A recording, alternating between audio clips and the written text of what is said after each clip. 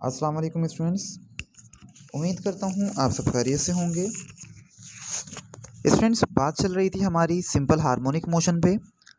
और simple harmonic motion हमने कहा था कि कोई भी ऑब्जेक्ट जो कि वाइब्रेटरी मोशन कर रहा हो, टू एंड फ्रो मोशन, लेकिन स्ट्रेट लाइन में, स्ट्रेट लाइन में जो भी ऑब्जेक्ट वाइब्रेटरी मोशन करता है उस मोशन को हम सिंपल हार्मोनिक मोशन कहते हैं। और मैथमेटिकली सिंपल हार्मोनिक मोशन के लिए एक इक्वेशन हम बनाते हैं, acceleration directly proportional to the negative x. Mathematically हम ये कहते हैं कि कोई भी मोशन, वाइब्रेटरी मोशन, जो कि इस एक्सप्रेशन को फॉलो करे वो सिंपल हार्मोनिक मोशन कहलाता है। वो जो बॉडी है वो सिंपल हार्मोनिक मोशन में कहलाती है।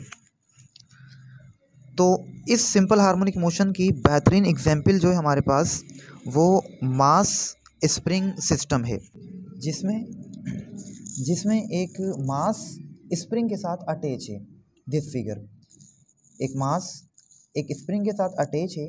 जब इस मास को हम पकड़ के खींचेंगे और फिर छोड़ देंगे तो क्या होगा कि ये जो स्प्रिंग है और ये मास, ये जो सिस्टम है पूरा, ये ऐसे आगे पीछे टू एंड फ्रो वाइब्रेट करना शुरू कर देगा। और ये जो वाइब्रेशन है वो स्ट्रेट लाइन में है। ये जो वाइब्रेशन है ये स्ट्रेट लाइन में है, तो लिहाजा हम कह सकते हैं कि ये जो मोशन है वो सिंपल हार्मोनिक मोशन है। लेकिन सिर्फ कह देना काफ़ी नहीं है, बल्कि इसको हमें अब प्रूव करना पड़ेगा मैथमेटिकली कि इसका जो मोशन है वो सिंपल हार्मोनिक मोशन है। और प्रूफ करने के लिए हमें पता है कि ये इक्वेशन अगर आ जाती है रिज़ल्ट में, जब इसको मैथमेटिकली हम सॉल्व करेंगे और रिज़ल्ट में हमारे पास अगर ये इक्वेशन आ जाती है, तो इसका मतलब इसका जो मोशन है, वाइब्रेटरी मोशन जो है वो सिंपल हार्मोनिक मोशन कहलाएगा। ठीक, तो इसी को अब हम प्रूव करने जाएंगे।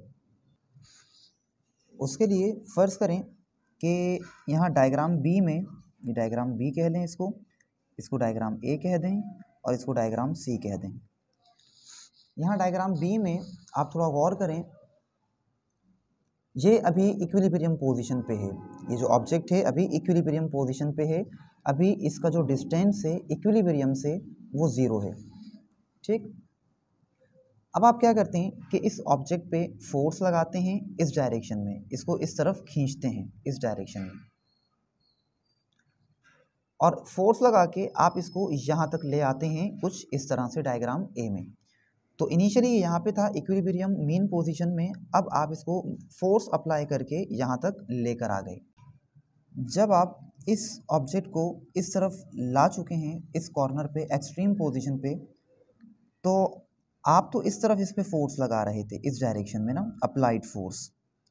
जब आपने इसको यहाँ पकड़ के रखा हुआ है तो आप ऑब्जर्व करेंगे, फील करेंगे कि कोई फोर्स, ये स्प्रिंग भी लगा रहा है इस डायरेक्शन में। एफ एस इसको हम नाम दे देते हैं। तो आप ऑब्जर्व करेंगे कि ये स्प्रिंग भी एक फोर्स लगा रहा है, और ये फोर्स इस वजह से लगा रहा है कि ये वापसी रिटर्न अपनी मीन पोजीशन पे जाना चाहता है। ठीक, क्योंकि जैसे ही आप इसको छोड़ेंगे ये वापसी पीछे की तरफ जाएगा। तो ये जो स्प्रिंग फोर्स लगाता है इसको इलास्टिक रीस्टोरिंग फोर्स कहा जाता है। रीस्टोरिंग फोर्स इसलिए कहा जाता है क्योंकि ये फोर्स वापसी अपनी इक्विलिब्रियम वाली जो पोजीशन है वो अटेन करना चाहती है, वो वापसी हासिल करना चाहती है। तो जिसकी वजह से ये स्प्रिंग वापसी बैकवर्ड फोर्स लगाता है, इलास्टिक रीस्टोरिंग फोर्स। अब स्टूडेंट्स, ये जो फोर्स स्प्रिंग लगा रहा है ये कितनी फोर्स लगा रहा है? तो according to Hooke's law, according to Hooke's law, एक अंग्रेज साइंसदान था रॉबर्ट हुक। ये जो लॉ है ये रॉबर्ट हुक, इस बंदे ने दिया था, एक अंग्रेज साइंसदान, इंग्लिश साइंटिस्ट।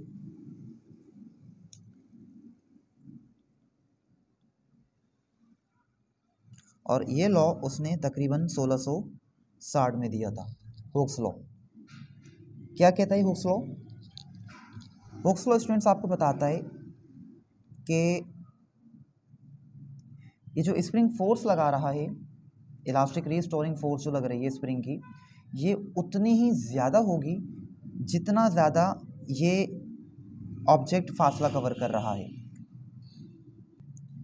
मिसाल के तौर पे आप अगर इस ऑब्जेक्ट को थोड़ा सा ही इस तरफ मूव करवाते, थोड़ा सा ही इसको पकड़ के खींचते, तो स्प्रिंग वापसी जो रीस्टोरिंग फोर्स लगाता पीछे जाने के लिए वो भी कम होती।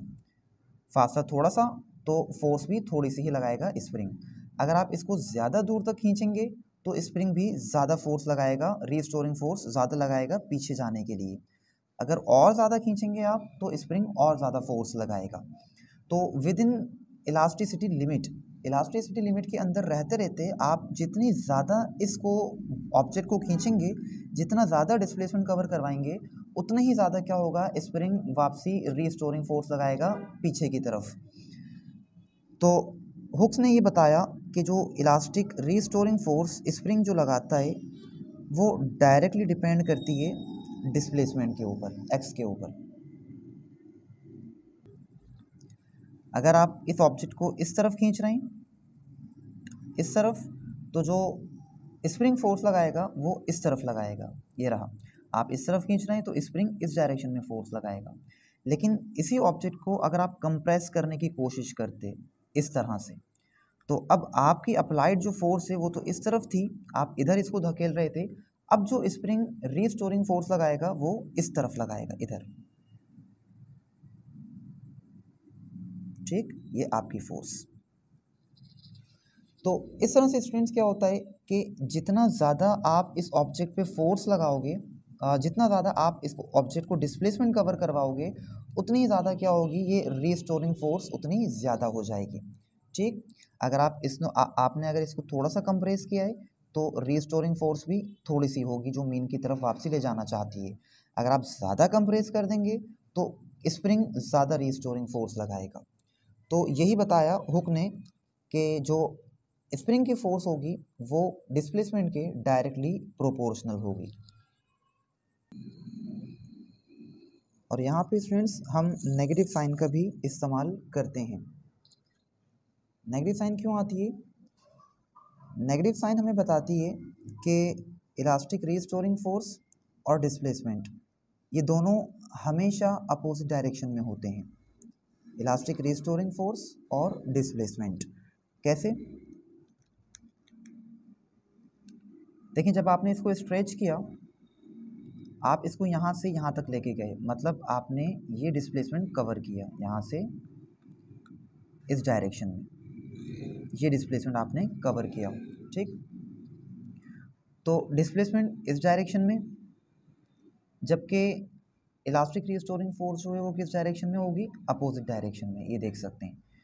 तो डिस्प्लेसमेंट आपका इस डायरेक्शन में और इलास्टिक रीस्टोरिंग फोर्स इस डायरेक्शन, जब आप इस तरफ जा रहे थे।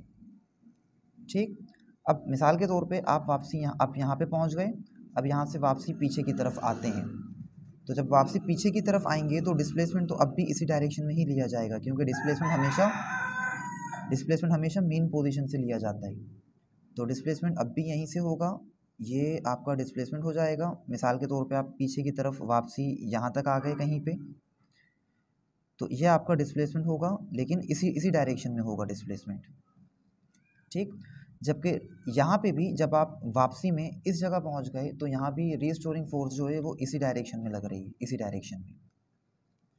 ठीक, तो क्या हुआ, आपके यहाँ से यहाँ जाने में और वापसी पीछे आने में, दोनों ही सूरतों में क्या हुआ कि जो डिस्प्लेसमेंट है वो इस डायरेक्शन में है, जबकि रीस्टोरिंग फोर्स इस डायरेक्शन में है। इसी तरह जब बॉडी वापसी इधर आती है तो मीन पे आके रुकती तो नहीं है, बल्कि इस तरफ चली जाती है, आगे की तरफ। तो देखें, यहाँ से अगर इधर चली जाती है तो डिस्प्लेसमेंट जो है इधर जाने में जो डिस्प्लेसमेंट है वो इस डायरेक्शन में होगा, इस डायरेक्शन में।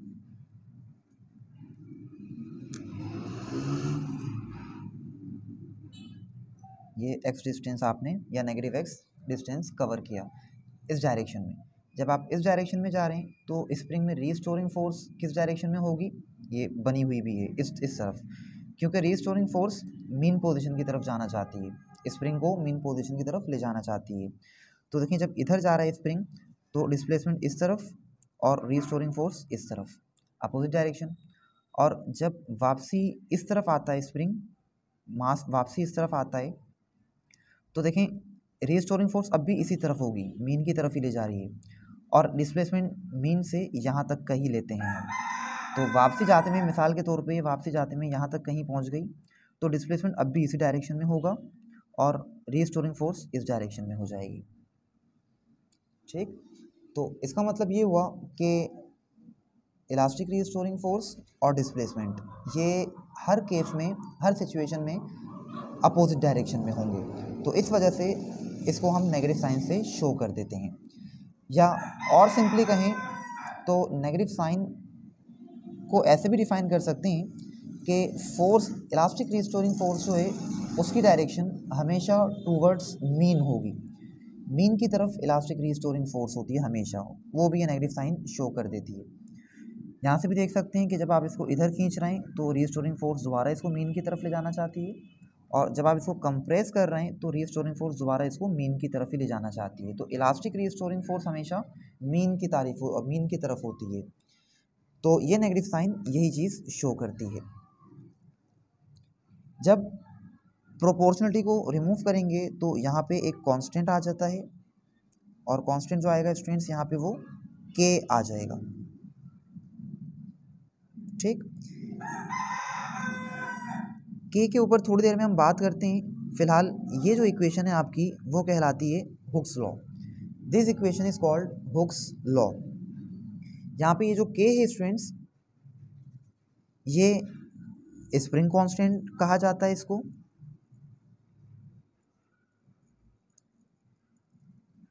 इसको फोर्स कांस्टेंट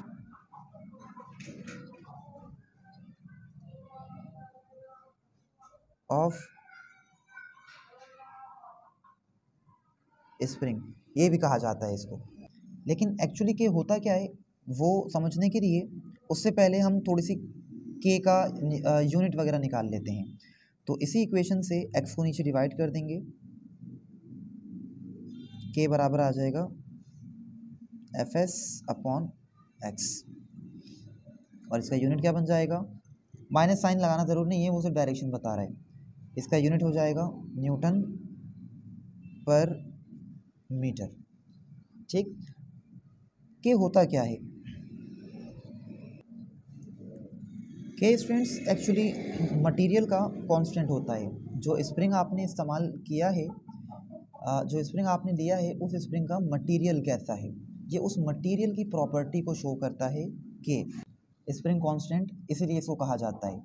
मटेरियल के बारे में हमें थोड़ी इन्फॉर्मेशन देता है, जैसे कि ये हमें बताता है कि अगर आप एक स्प्रिंग लें, मिसाल के तौर पे एक स्प्रिंग लें, ठीक, ये थोड़ा सा पतली वायर का स्प्रिंग है, जबकि एक दूसरा स्प्रिंग जो कि मोटी वायर का है, मिसाल के तौर पे, ठीक, मोटी वायर का एक आपके पास स्प्रिंग मौजूद है।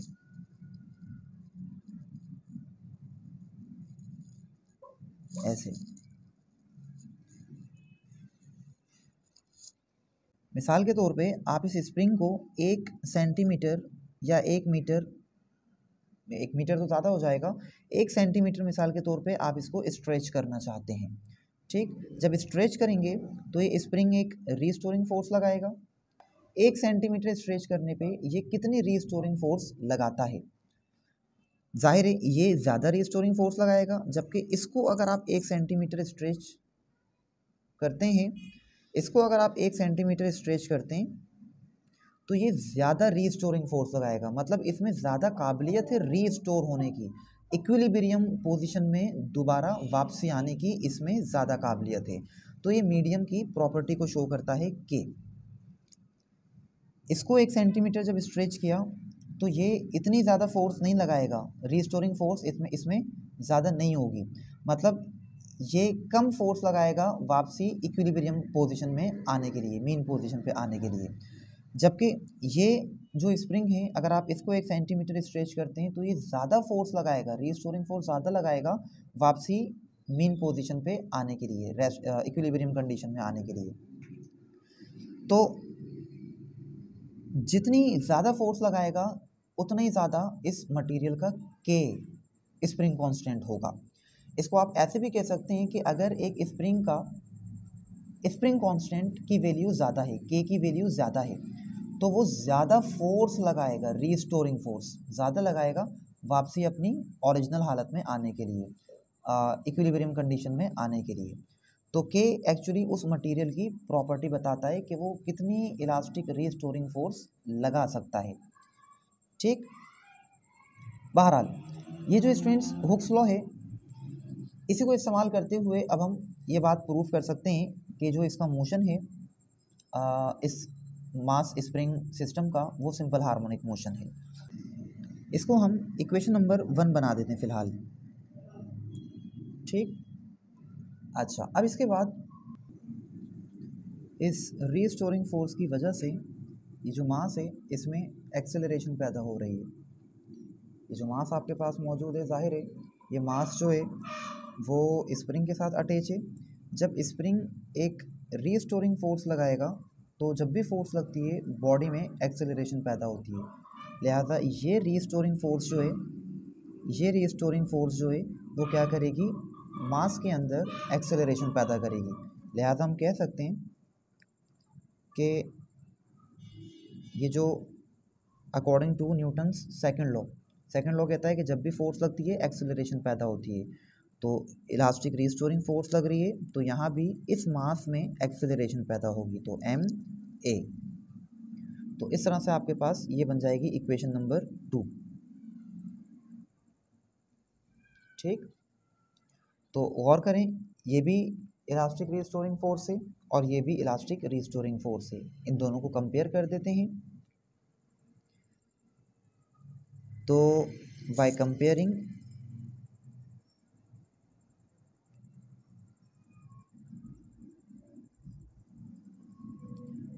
ये जो ma है ये बराबर आ जाएगा माइनस के एक्स के। अब आपने बनानी है ये वाली कंडीशन, तो यहाँ से एक्सेलरेशन को यहीं छोड़ दें, माइनस के अपॉन में m आ जाएगा और ये x। ठीक, अब यहाँ पे ये जो k है ये स्प्रिंग कांस्टेंट है और मास जो आपने अटैच किया है ये भी यहाँ कांस्टेंट रहेगा। बार बार मास चेंज तो नहीं करेंगे, कांस्टेंट ही रहेगा पूरे सिस्टम, पूरे मोशन के दौरान। तो ये m भी कांस्टेंट है, तो इसको लिख सकते हैं